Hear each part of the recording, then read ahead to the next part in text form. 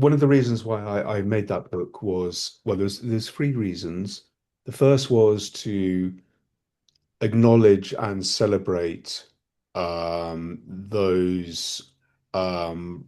those that really put their lives on the line Mm, at the Newbury bypass, at yeah. Stanworth Valley, reclaimed streets, all this kind of thing.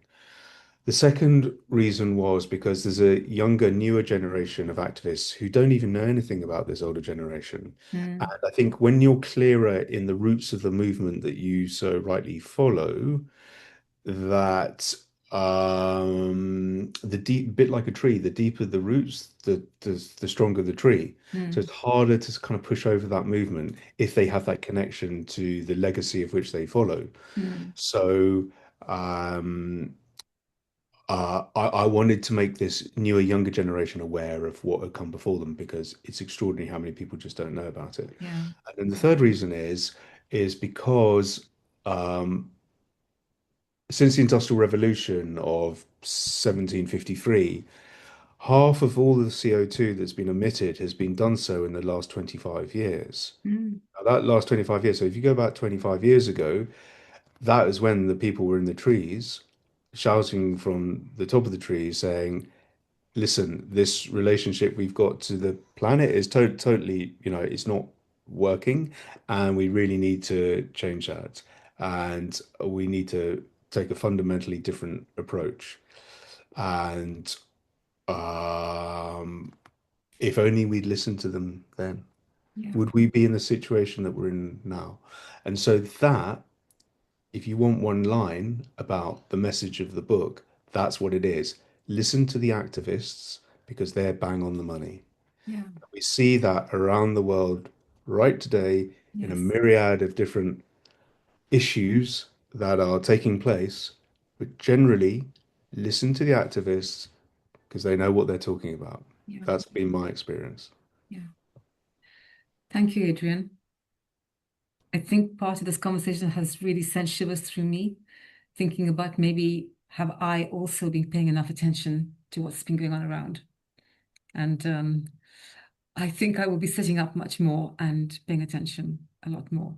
I live in a part of the world, as you know, up in the Highlands of Scotland, that disturb me sometimes. There is most of the land in Scotland is owned by one Danish guy, and I believe he is very much keen on rewilding Scotland. And yet I will go through the Highlands and I will see acres and acres and acres of land that have been devastated by tree cutting. And the idea is that when the trees are cut, there's a period of time when it lies fallow and then you replant. I don't see replanting going around. Um, so there's a lot of issues of green up here in Scotland. And one of the things I promised myself when I came here is I would really, really get involved in what's happening up here in the Highlands of Scotland, much more so than when I lived down in Brighton and Hove. Up here, I feel it's so much natural beauty, but there's a lot that lies underneath that isn't healthy. And so Mhm. for me, it was really important to come up here and uncover what's really going on the surface, what's going on really underneath. And there's a lot of stuff that I feel concerned about. I really do. But that's another conversation for another time. Yeah, but that's the beauty of being a creative, right? Is you can empower yourself with taking action Mm, in reflecting those issues that concern you. yeah, yeah, That's the amazing thing about yeah. a creative person. So, as a final question, what are your hopes for your future in terms My of your work or the way you see your work going forward and influencing future generations? well, I think that as mentioned, I've sort of transitioned into filmmaking, which I'm really enjoying the challenge of because making films is really challenging because there's Mm, so many things to think about. And I'm working as a self shooter, which means I film, essentially I direct, produce, put the whole thing together. I've been outsourcing some of the editing, which has been really great. yes. Um, but yeah, I'm really enjoying making films, and I think it's a very powerful medium. I think a good film is a very good way at succinctly communicating a lot of very complex information in a Mm, relatively short space of time. yeah. To a certain degree, you have to move with the times, and in as much as people have, less attention and and time-wise and all that. So sometimes you need to get information over quickly. Mm, Not that I'm necessarily saying 2, 3 minute little social media things is the yeah. way ahead, but certainly using moving images, I think, is a very Mm, powerful way of yeah. communicating important stuff. So Mm, I'm hoping, get to make really good, powerful, compelling films, yeah. documentaries, Yeah. that move and inspire Mm, future generations. And I also want to be making photographic work. I'm, first and foremost a photographer, and that side of me will always be there. And I'm already working on the idea of a new photographic project here in Devon on Dartmoor. hmm. So yeah, it's really important I'm doing that as well. I mean, I think, the important thing is to be making work. Yeah. It's very easy as a creative person to talk about ideas and then just, live in the ideas and not be in the action. And I Mm, can be as guilty of that as the next person.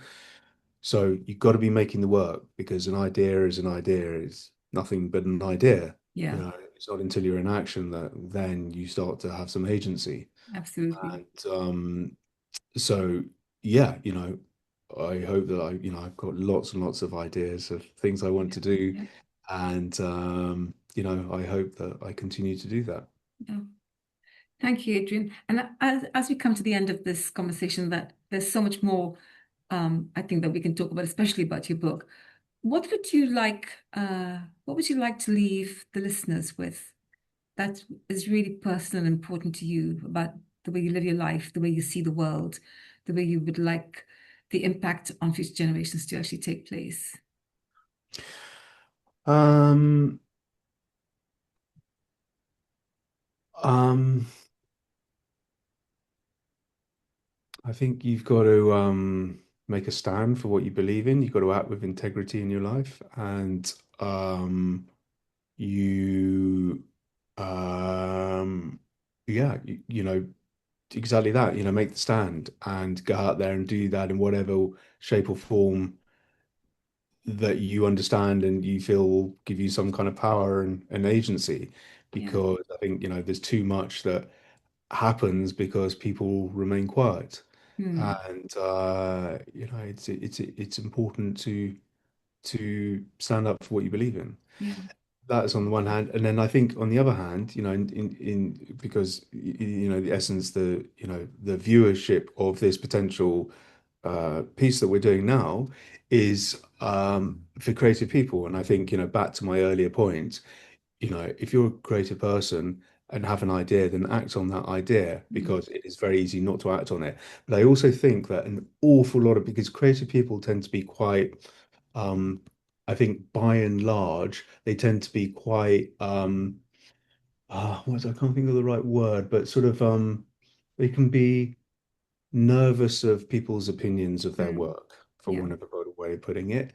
And therefore, they don't make any creative work, even though they've got the ideas, for fear of rejection, for Hmm. fear that their idea will be laughed at, for fear that Yeah. the thing that they've made will be ridiculed. Yes. Well, sure, that can happen, but, much better to regret something you've done than you haven't done. That's right. That's And right. so I would say to anyone who's creative and who's got an idea, to just fulfill on that and throw it out there, because you have no idea where that will go. And I Yeah. think, to that point, something like the illegal rave stuff I was photographing in the 90s, there would be points when I was thinking, why am I doing this? Okay, in part I was doing it because I was having a brilliant time because I was going to the raves. But it's like, why was I taking a camera with me, making that work? Because it was actually really tough work to make, Yeah. photographing in that environment. And then 25 years later, it's plastered all over the Saatchi gallery. And I'm suddenly like, oh, yeah, maybe this is why I was making this work, because you had a new generation of people coming Yes. in seeing that.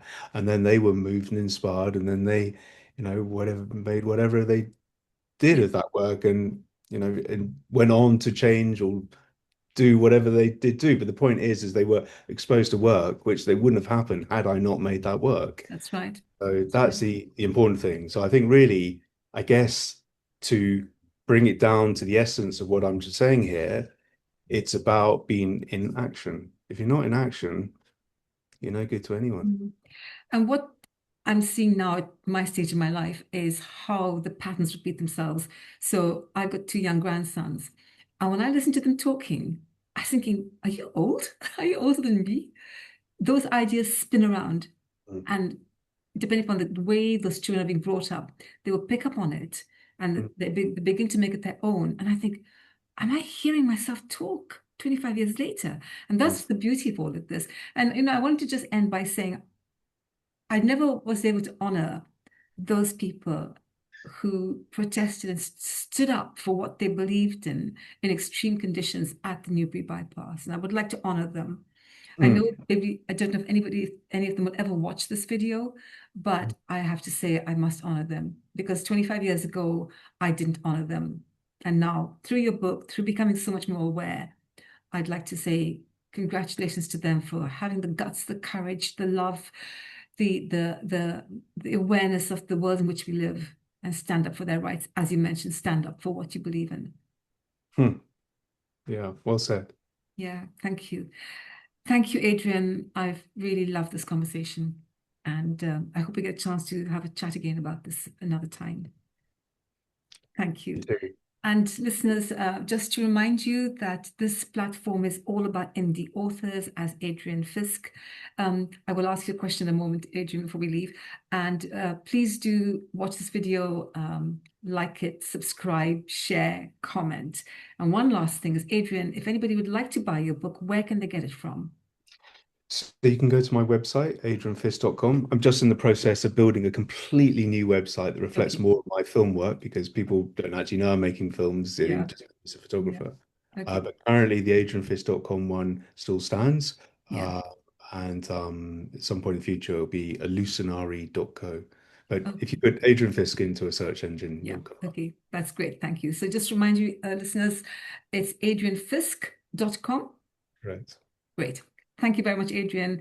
And I want to see these films of yours. I think some of the films are on your website, some of them, This is or part of the reason why shorts. I'm building the website because then they will be available. They haven't been officially released. The two of them, Okay. they're going to be. Okay.